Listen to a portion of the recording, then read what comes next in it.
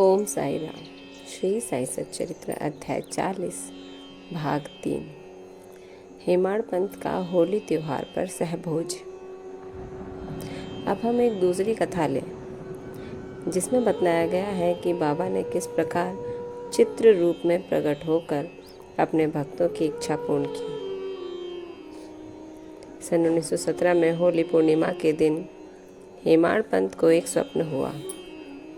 बाबा उन्हें एक सन्यासी के वेश में दिखे और उन्होंने हेमाड़ पंथ को जगाकर कहा कि मैं आज दोपहर को तुम्हारे यहाँ भोजन करने आऊँगा।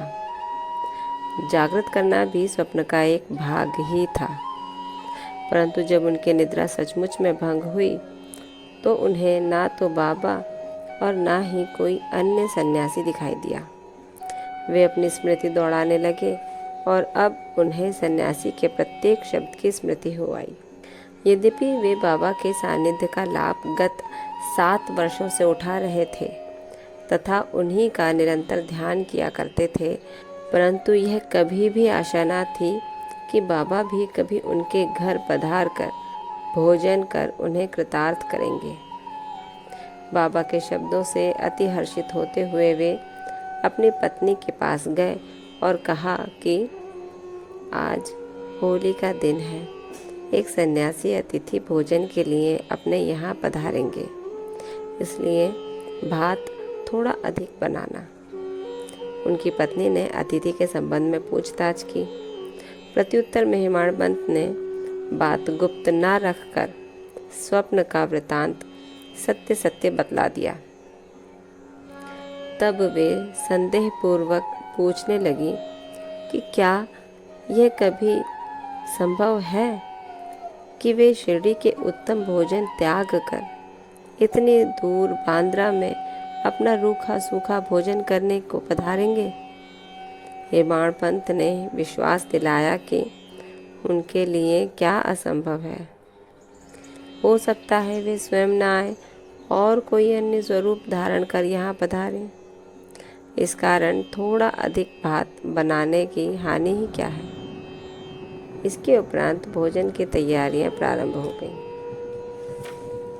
होली का पूजन प्रारंभ हो गया और पत्तलें बिछाकर उनके चारों ओर रंगोली डाल दी गई। 2 पंक्तियां बनाई गईं और बीच में अतिथि के लिए स्थान छोड़ दिया गया। घर के सभी कुटुंबी, पुत्र, नाती, लड़कियां, दामाद इत्यादि ने अपना अपना स्थान ग्रहण कर लिया और भोजन परोसना भी प्रारंभ हो गया। जब भोजन परोसा जा रहा था तो प्रत्येक व्यक्ति उस अज्ञात अतिथि की उत्सुकता पूर्वक राह देख रहा था। जब मध्याह्न भी हो गया और कोई भी न आया, तब द्वार बंद कर सांकल चढ़ा दी गई। अन्न शुद्धि के लिए घृत वितरण हुआ, जो कि भोजन प्रारंभ करने का संकेत है।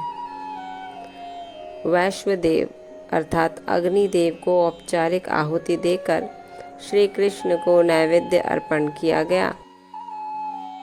फिर सभी लोग जैसे ही भोजन प्रारंभ करने वाले थे कि इतने में सीढ़ी पर किसी की आहट स्पष्ट आने लगी। हेमाड़ पंथ ने शीघ्र उठकर सांकल खोली और 2 व्यक्तियों, पहला अली मोहम्मद और दूसरा मौलाना इज़्मो मुजावर को द्वार पर खड़े हुए पाया। इन लोगों ने जब देखा कि भोजन परोसा जा चुका है और केवल प्रारंभ करना ही शेष है, तो उन्होंने विनीत भाव से कहा कि आपको बड़ी असुविधा हुई, इसके लिए हम क्षमा प्रार्थी हैं। आप अपनी थाली छोड़कर दौड़े आए हैं तथा अन्य लोग भी आपकी प्रतीक्षा में हैं, इसलिए आप अपनी यह संपदा संभालिए। इससे संबंधित आश्चर्यजनक घटना किसी अन्य सुविधाजनक अवसर पर सुनाएंगे। ऐसा कहकर उन्होंने पुराने समाचार पत्रों में लिपटा हुआ एक पैकेट निकालकर उसे खोलकर मेज पर रख दिया। कागज़ के आवरण को जो ही हेमाड़ पंथ ने हटाया तो उन्हें बाबा का एक बड़ा सुंदर चित्र देखकर महान आश्चर्य हुआ। बाबा का चित्र देखकर वे द्रवित हो गए। उनके नेत्रों से आंसुओं की धारा प्रवाहित होने लगी और उनके समूचे शरीर में रोमांच हो आया। उनका मस्तक बाबा के श्री चरणों पर झुक गया। वे सोचने लगे कि बाबा ने इस लीला के रूप में ही मुझे आशीर्वाद दिया है। कौतूहलवश उन्होंने अली मोहम्मद से प्रश्न किया कि बाबा का ये मनोहर चित्र आपको कहाँ से प्राप्त हुआ। उन्होंने बताया कि मैंने इसे एक दुकान से खरीदा था। इसका पूर्ण विवरण मैं किसी अन्य समय के लिए शेष रखता हूँ।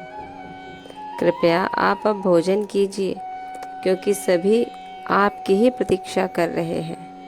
हेमाड़ पंत ने उन्हें धन्यवाद देकर नमस्कार किया और भोजन गृह में आकर अतिथि के स्थान पर चित्र को मध्य में रखा तथा विधि पूर्वक नैवेद्य अर्पण किया। सब लोगों ने ठीक समय पर भोजन प्रारंभ कर दिया। चित्र में बाबा का सुंदर मनोहर रूप देखकर प्रत्येक व्यक्ति को प्रसन्नता हुई और इस घटना पर आश्चर्य भी हुआ कि वो सब कैसे घटित हुआ। इस प्रकार हेमाड़ पंत ने स्वप्न में दिए हुए अपने वचनों को पूर्ण किया।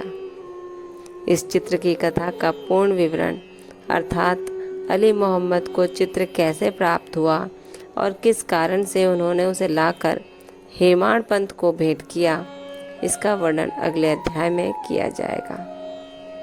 ओम साई राम। श्री सद्गुरु साईनाथार्पणमस्तु। शुभम भवतु। बाबा का चित्र भी साक्षात साईं स्वरूप ही है। अगर हमें कहीं भी किसी कार्यवश जा रहे हो, रास्ते में बाबा का चित्र, उनका नाम दिख जाए या उनके दर्शन हो जाए, तो समझ लीजिए उस कार्य में आपको निश्चित ही सफलता मिलेगी।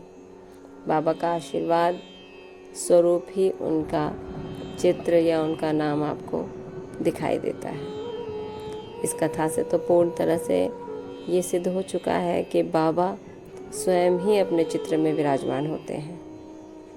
इसी के साथ ये अंश और ये अध्याय यहीं समाप्त होता है। कल अगला अध्याय 41 का शुभारंभ होगा। तब तक ओम साई राम। बाबा आप सब पर कृपा रखें, आपको आशीर्वाद दें और कष्टों से दूर रखें। ओम साई राम।